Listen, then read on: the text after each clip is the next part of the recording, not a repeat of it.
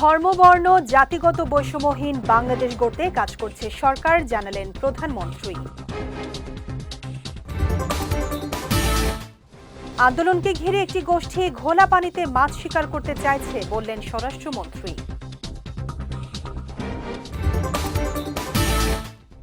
এবং সংস্কার ইস্যু সংসদে সমাধান না হলে রাজপথে নামার হুঁশিয়ারি জামাত আমিরের।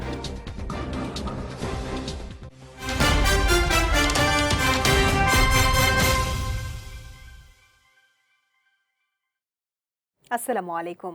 পুষ্টি চা নিবেদিত বিজয় রাতের সংবাদে আমন্ত্রণ জানাচ্ছি আমি শেখ তাসফিয়া করিম। শুনছিলেন শিরোনাম, এবারে বিস্তারিত। প্রধানমন্ত্রী তারেক রহমান জানিয়েছেন, তার সরকার এমন একটি দেশ গড়ে তুলতে কাজ করছে যেখানে কোনো ধর্ম, বর্ণ বা জাতিগোষ্ঠীর প্রতি কোনো ধরনের বৈষম্য থাকবে না। দুপুরে সচিবালয়ে মন্ত্রিপরিষদ বিভাগের জনপ্রশাসন সভাকক্ষে প্রধানমন্ত্রী তারেক রহমানের সঙ্গে বিশেষ সভায় মিলিত হন দেশের সমতল এলাকায় বসবাসকারী বিভিন্ন ক্ষুদ্র নৃগোষ্ঠীর প্রতিনিধিরা। এ সময় তিনি এসব কথা বলেন। সভায় প্রধানমন্ত্রী সুখী, সমৃদ্ধ ও বৈষম্যহীন বাংলাদেশ গড়ার দৃঢ় অঙ্গীকার ব্যক্ত করে বলেন, কোনো জাতিগোষ্ঠীর প্রতি বৈষম্য থাকবে না। সবাইকে সঙ্গে নিয়েই একটি প্রত্যাশিত নতুন বাংলাদেশ বিনির্মাণ করা হবে। সভায় ক্ষুদ্র নৃগোষ্ঠী সম্প্রদায়ের নেতারা সমতলের পিছিয়ে পড়া জনগোষ্ঠীর অধিকার রক্ষা এবং জীবনযাত্রার মান উন্নয়নে প্রধানমন্ত্রীর কাছে কয়েকটি সুনির্দিষ্ট দাবি তুলে ধরেন। প্রতিনিধিদের উত্থাপিত দাবি ও বক্তব্য মনোযোগ সহকারে শোনার পর প্রধানমন্ত্রী তারেক রহমান ক্ষুদ্র নৃগোষ্ঠীকে দেশের অবিচ্ছেদ্য অংশ হিসেবে অভিহিত করেন। শিক্ষার্থীদের চলমান আন্দোলনকে কেন্দ্র করে একটি গোষ্ঠী ঘোলা পানিতে মাছ শিকার করতে চাইছে বলে মন্তব্য করেছেন স্বরাষ্ট্রমন্ত্রী সালাউদ্দিন আহমদ। আজ সচিবালয়ে পুলিশের প্রশংসনীয় কাজের স্বীকৃতিস্বরূপ পুরস্কার প্রদান অনুষ্ঠানে তিনি এই মন্তব্য করেন। বলেন, যারা আন্দোলন করছেন তাদের মধ্যে অনেকে প্রকৃত শিক্ষার্থী বা পরীক্ষার্থী নন। সরকারকে বিব্রত করতে তারা নিজেদের পরিচয় গোপন করে বিভিন্ন ইস্যুতে ঘোলা পানিতে মাছ শিকারের চেষ্টা করছে।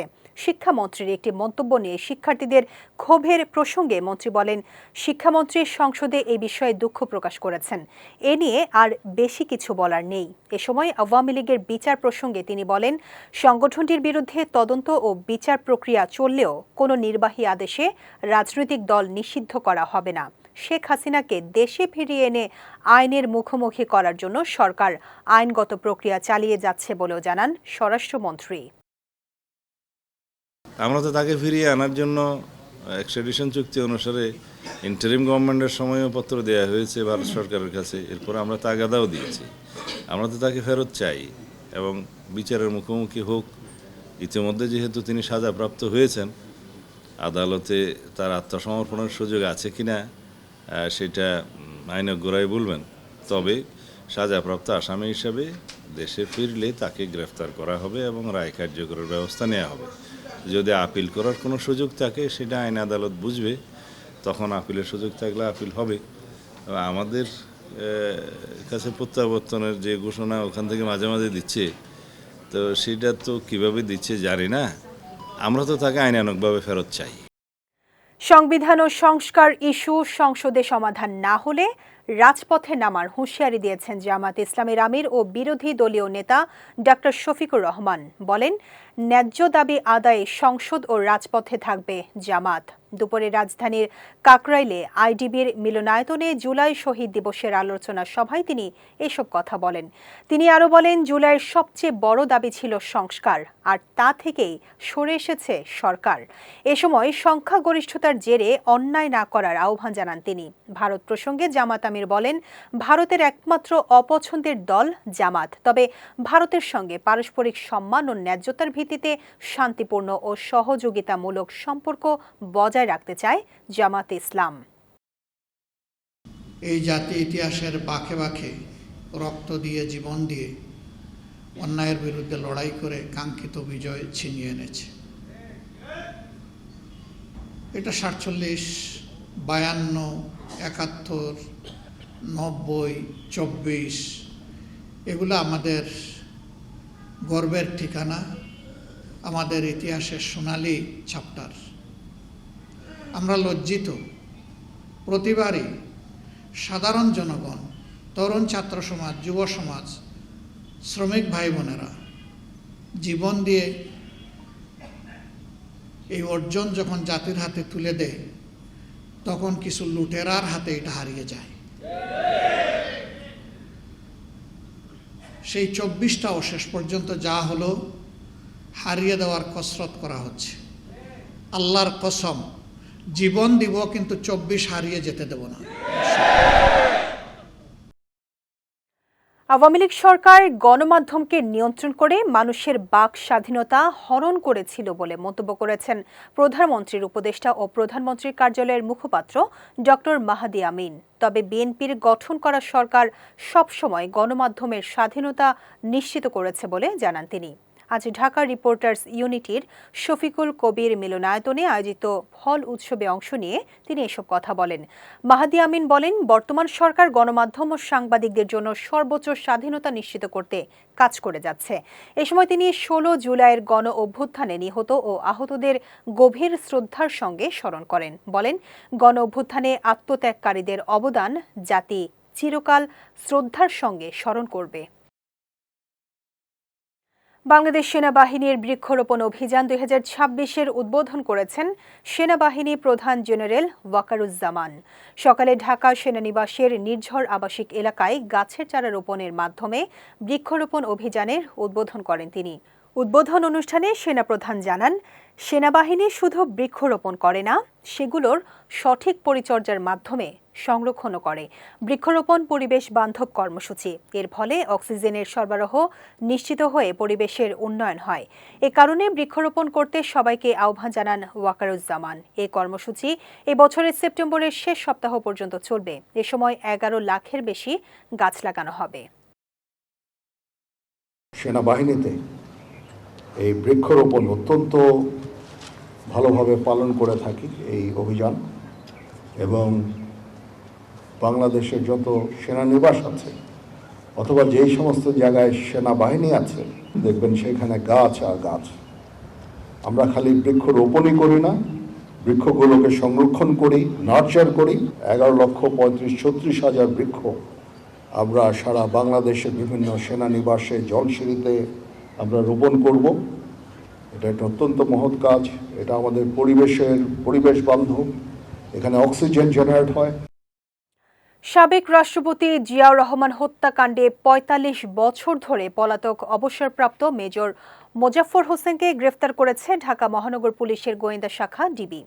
ডিবি জানায়, বুধবার রাতে রাজধানীর বনানী ডিওএইচএস এলাকা থেকে তাকে আটক করা হয়। পরে প্রয়োজনীয় আইনগত প্রক্রিয়া শেষে তাকে সেনাবাহিনীর কাছে হস্তান্তর করা হয়েছে। 1981 সালের 30 মে চট্টগ্রাম সার্কিট হাউসে একদল সেনা কর্মকর্তার হামলায় তৎকালীন রাষ্ট্রপতি জিয়াউর রহমান নিহত হন। ওই ঘটনায় সরাসরি জড়িত থাকার অভিযোগ ওঠে কয়েকজন সেনা কর্মকর্তার বিরুদ্ধে। ডিবির তথ্য অনুযায়ী দীর্ঘদিন আত্মগোপনে থাকা মোজাফফর হোসেনকে গ্রেফতারের মধ্য দিয়ে দেশের আলোচিত এই হত্যাকাণ্ডের তদন্ত ও বিচার প্রক্রিয়ায় নতুন অগ্রগতি এসেছে। বাংলাদেশের টেকসই প্লাস্টিক বর্জ্য ব্যবস্থাপনা নিশ্চিত করতে সরকার, শিল্প প্রতিষ্ঠান, স্থানীয় সরকার, উন্নয়ন সহযোগী, পুনর্ব্যবহার শিল্প, শিক্ষাবিদ এবং নাগরিক সমাজসহ সংশ্লিষ্ট সব অংশীদারদের সমন্বয় জরুরি। আজ রাজধানীর আগারগাঁওয়ে পরিবেশ অধিদপ্তরের সম্মেলন কক্ষে অনুষ্ঠিত বাংলাদেশ টেকসই প্লাস্টিক বর্জ্য ব্যবস্থাপনা চ্যালেঞ্জ ও অংশীজনদের দায়িত্ব শীর্ষক গোল টেবিল বৈঠকে বক্তারা এই মত প্রকাশ করেন। বিশ্ব পরিবেশ দিবস উপলক্ষে পরিবেশ অধিদপ্তরের সহযোগিতায় এই গোল টেবিল বৈঠকের আয়োজন করে প্রাণ আরএফএল গ্রুপ। বৈঠকে সভাপতিত্ব করেন পরিবেশ অধিদপ্তরের মহাপরিচালক ডক্টর মোহাম্মদ লুৎফুর রহমান। গোলটেবিল বৈঠকে প্রাণ আরএফএল গ্রুপের বিপণন পরিচালক কামরুজ্জামান কামাল উপস্থিত ছিলেন। এবার পুষ্টি চিনিগুড়া চাল নিবেদিত জেলা সংবাদ।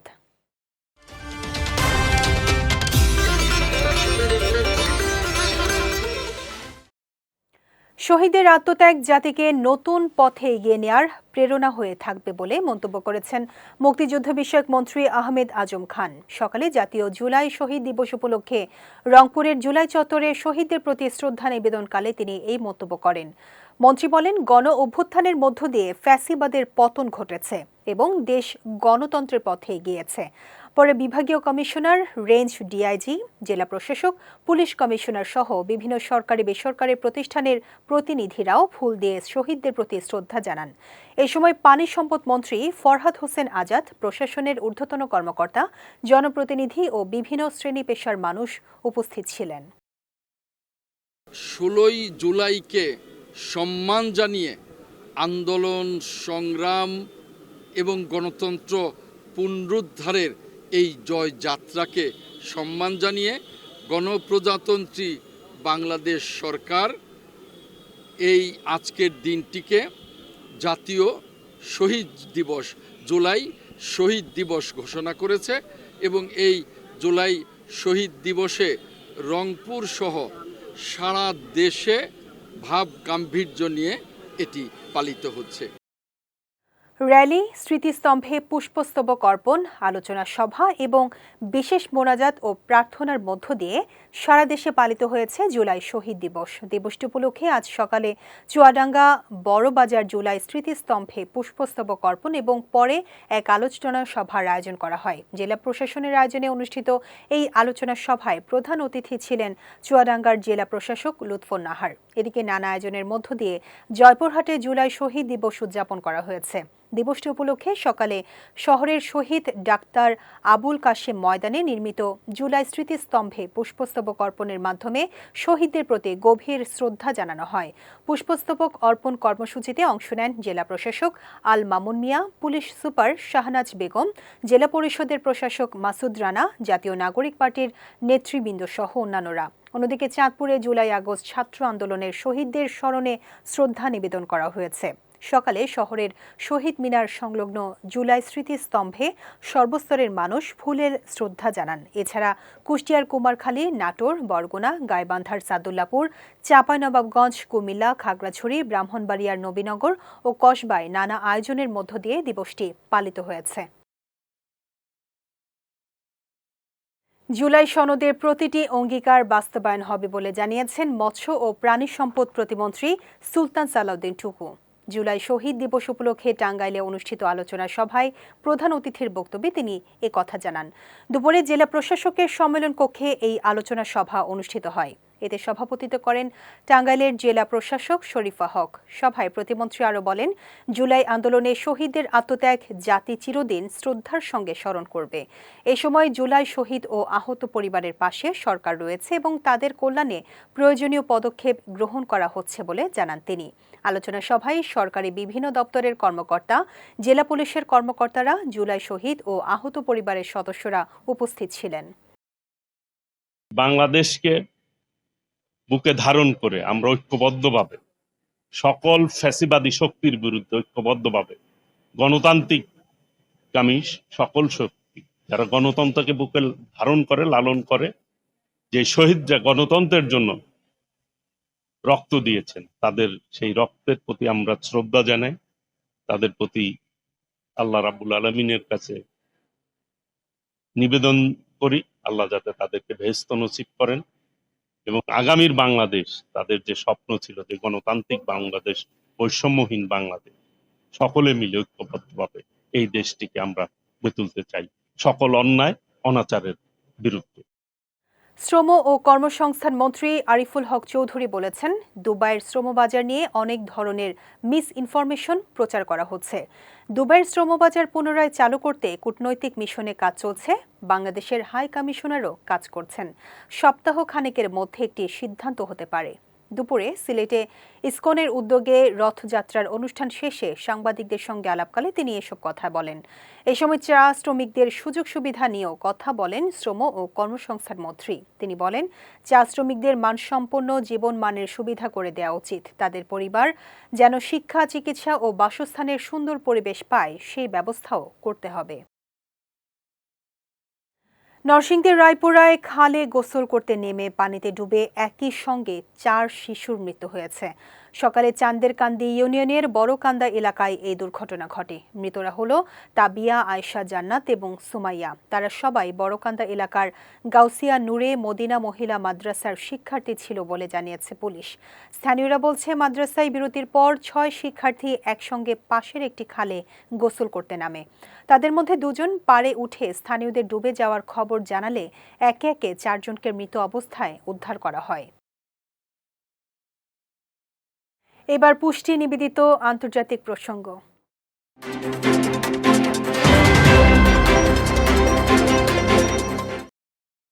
ইরানে আগামী সপ্তাহে মার্কিন হামলা আরও তীব্র হতে পারে বলে হুঁশিয়ারি দিয়েছেন যুক্তরাষ্ট্রের প্রেসিডেন্ট ডোনাল্ড ট্রাম্প।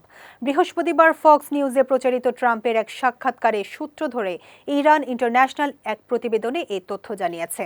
সংবাদ মাধ্যমটির দাবি, ট্রাম্প বলেছেন, তেহরান আলোচনায় ফিরলেও ইরানের বিদ্যুৎ কেন্দ্র ও গুরুত্বপূর্ণ অবকাঠামো লক্ষ্য করে হামলা চালানোর সিদ্ধান্ত থেকে তিনি সরে আসবেন না। এদিকে মধ্যপ্রাচ্যের সামরিক তৎপরতা বাড়িয়েছে যুক্তরাষ্ট্র। সেন্টকম জানিয়েছে, ইরানের উপকূলীয় এলাকায় নৌ চলাচল ঘিরে অবরোধ কার্যক্রম জোরদার করা হয়েছে। মোতায়েন করা হয়েছে মার্কিন যুদ্ধ জাহাজ ও সামরিক বিমান। অন্যদিকে হরমুজ প্রণালীতে উত্তেজনা বৃদ্ধি ও বাণিজ্যিক জাহাজ চলাচলে হামলার ঘটনায় উদ্বেগ জানিয়েছে ভারত ও নিউজিল্যান্ড। তারা ইরানের কূটনীতিকদের সঙ্গে আলোচনা করে উত্তেজনা কমানোর আহ্বান জানিয়েছে।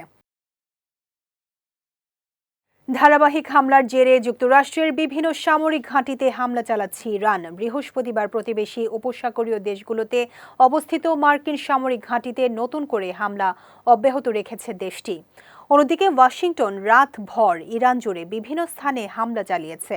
বিবিসি এক প্রতিবেদনে এই তথ্য জানানো হয়। গণমাধ্যমটির দাবি, ইরান জানিয়েছে, জর্ডান, কুয়েত ও বাহরাইন সহ এই অঞ্চলের বিভিন্ন লক্ষ্যবস্তুতে হামলা চালানো হয়েছে।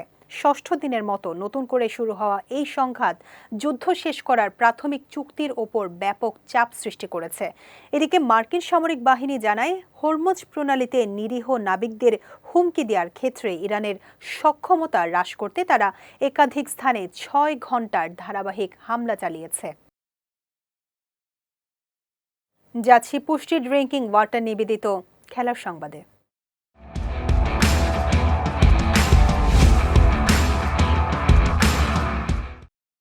জিম্বাবুয়ের বিপক্ষে টি-20 সিরিজের প্রথম ম্যাচে হারের পর ব্যাটারদের ব্যর্থতাকেই দায়ী করেছেন বাংলাদেশ দলের সিনিয়র সহকারী কোচ মোহাম্মদ সালাউদ্দিন। ম্যাচ শেষে তিনি বলেন, পরিস্থিতি অনুযায়ী কৌশল পরিবর্তন করতে না পারা এবং একই ভুল বারবার করায় পরাজয়ের বড় কারণ। ব্যাটারদের দ্রুত কন্ডিশনের সঙ্গে মানিয়ে নিয়ে নির্দিষ্ট বোলারদের বিপক্ষে কার্যকর পরিকল্পনা করার পরামর্শ দেন তিনি। সালাউদ্দিন জানান, জিম্বাবুয়ের পেসার এনগারাভা ও মুজারাবানি পুরো সফর জুড়েই বাংলাদেশের ব্যাটারদের চাপে রেখেছেন। তাদের অতিরিক্ত বাউন্স মোকাবেলায় পরের ম্যাচের আগে আরও ভালো পরিকল্পনা নিয়ে মাঠে নামতে হবে বলে মন্তব্য করেন তিনি। আর মাত্র 2 ম্যাচ বাকি। তৃতীয় স্থান নির্ধারণী ম্যাচের পর ফাইনালের মধ্য দিয়ে পর্দা নামবে 2026 ফিফা বিশ্বকাপের। ইতিহাসে প্রথমবার 48 দলের অংশগ্রহণে আয়োজিত এই বিশ্বকাপের শিরোপা লড়াইয়ে মুখোমুখি হবে স্পেন ও আর্জেন্টিনা। আগামী রোববার নিউ ইয়র্কের নিউ জার্সির মেট লাইফ স্টেডিয়ামে অনুষ্ঠিত হবে বহুল প্রতীক্ষিত ফাইনাল। এর আগে তৃতীয় স্থান নির্ধারণী ম্যাচে লড়বে সেমিফাইনালে হেরে যাওয়া 2 দল, ফ্রান্স ও ইংল্যান্ড। 82,000-এর বেশি দর্শক ধারণ ক্ষমতার মেট লাইফ স্টেডিয়ামে এর আগে অনুষ্ঠিত হয়েছে একাধিক বড় ক্রীড়া আসর।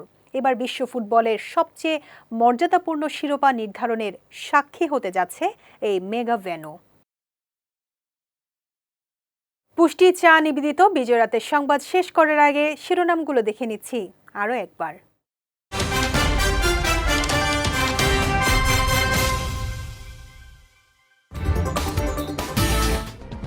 ধর্মবর্ণ জাতিগত বৈষম্যহীন বাংলাদেশ গড়তে কাজ করছে সরকার, জানালেন প্রধানমন্ত্রী।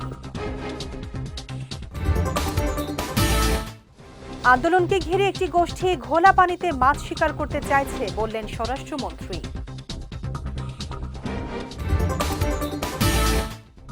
এবং সংস্কার ইস্যু সংসদে সমাধান না হলে রাজপথে নামার হুঁশিয়ারি জামাত আমিরের।